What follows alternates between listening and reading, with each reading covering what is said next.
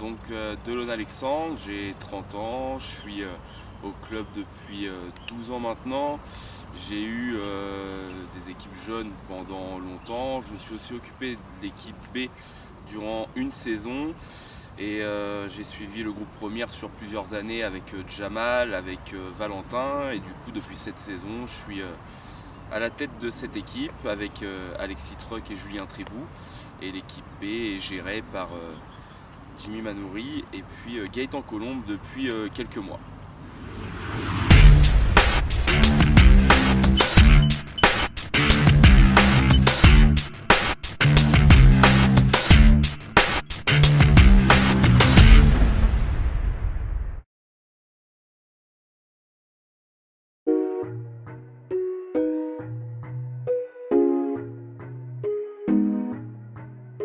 Du coup, le bilan est plutôt positif sur la première partie de saison. On a démarré très tôt par la Coupe de France qui a été une très belle aventure où on a été au 5e tour contre Alençon qui évolue en N3. Le parcours en championnat est très positif puisqu'aujourd'hui on est en tête à une journée de la mi-championnat, donc c'est une très bonne chose. Le groupe B fonctionne aussi très bien. Donc par rapport à l'investissement des gars, par rapport à l'investissement aussi du staff, je trouve que ça correspond bien à ce qu'on montre depuis le début de saison et j'espère que ça continuera sur la deuxième partie de saison qui s'annonce très intéressante pour le groupe A et pour le groupe B et aussi pour l'intégration, comme on va pouvoir le voir après, de certains jeunes dans l'effectif senior.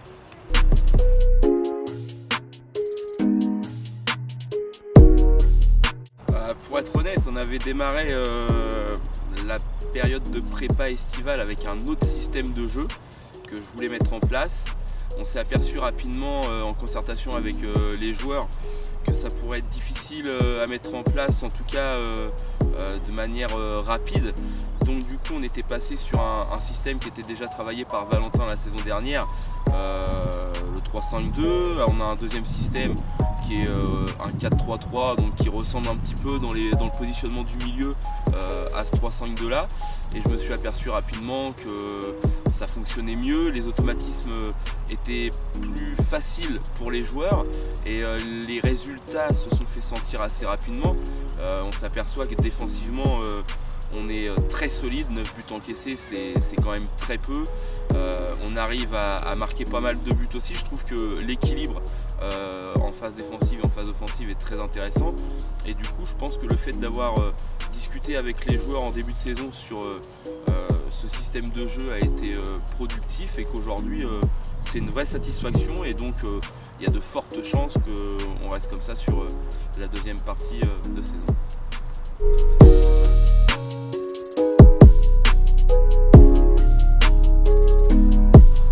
Alors, pour cette deuxième partie de saison, en termes de recrues, c'est assez compliqué en senior à Honfleur. On a des gros soucis avec le statut de l'arbitrage, donc c'est pas évident de recruter des joueurs mutés. Malgré tout, on essaye toujours de faire venir quelques joueurs. Ça a été le cas à l'intersaison, notamment pour le groupe première de Théolus. Après, il y a eu pas mal de mouvements pour l'équipe B. Et là encore, au mois de janvier, quelques joueurs vont signer. Thibaut Madeleine, qui était blessé la saison dernière, va réintégrer le groupe senior. Jordan Lemay va venir d'un club de Seine-Maritime. Alexis Villet va venir de Touques aussi, garnir un peu en quantité les effectifs seniors et notamment le groupe B.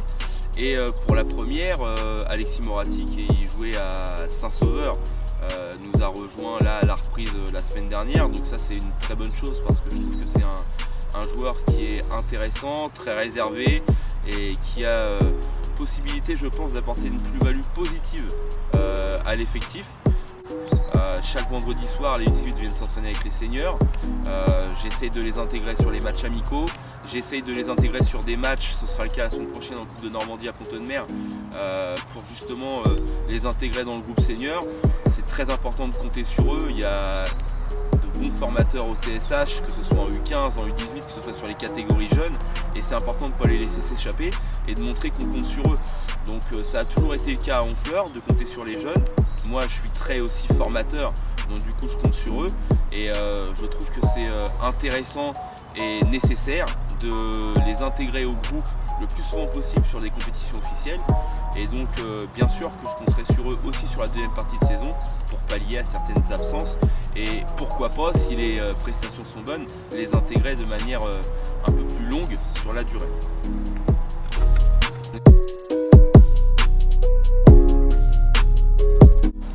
Pour la deuxième partie de saison, les objectifs, ça va être assez simple. Déjà pour le groupe B, c'est forcément de remonter. Ça fait des années qu'on essaie de faire remonter le groupe B et qu'on n'y arrive pas. J'ai encore la saison dernière au travers de la gorge où vraiment la montée s'est échappée sur les 2 dernières rencontres à domicile qui ont été mal maîtrisées et du coup c'était une grosse déception. Et concernant la première, alors ça va faire sourire certainement certains de mes joueurs, mais l'objectif principal c'est d'éviter les 5-6 dernières places parce qu'on sait que c'est une année charnière en ligue et en district avec le nombre de descentes qu'il y a à la fin de la saison. On va pas se voiler la face, j'aurais signé tout de suite pour être à cette place là cet été. Maintenant l'objectif il reste le même, c'est-à-dire ne pas regarder derrière, certes vu la position où on est, et ce serait indécent de dire qu'on joue pas plus haut, mais je serais vraiment rassuré quand le nombre de points sera important entre nous et les 5-6 dernières places. Et puis bien évidemment si on peut aller dans le bon wagon jusqu'aux 2, 3, 4 dernières journées, bien évidemment qu'on ne se privera pas pour jouer la montée, mais je pense qu'il faut être réaliste, je pense qu'il faut être aussi objectif et savoir que une saison ça se joue sur le moment présent, mais qu'il y a aussi l'année d'après. Si c'est monté, c'est pour faire quoi en R2 avec les moyens qu'on a, avec nos problèmes de recrutement.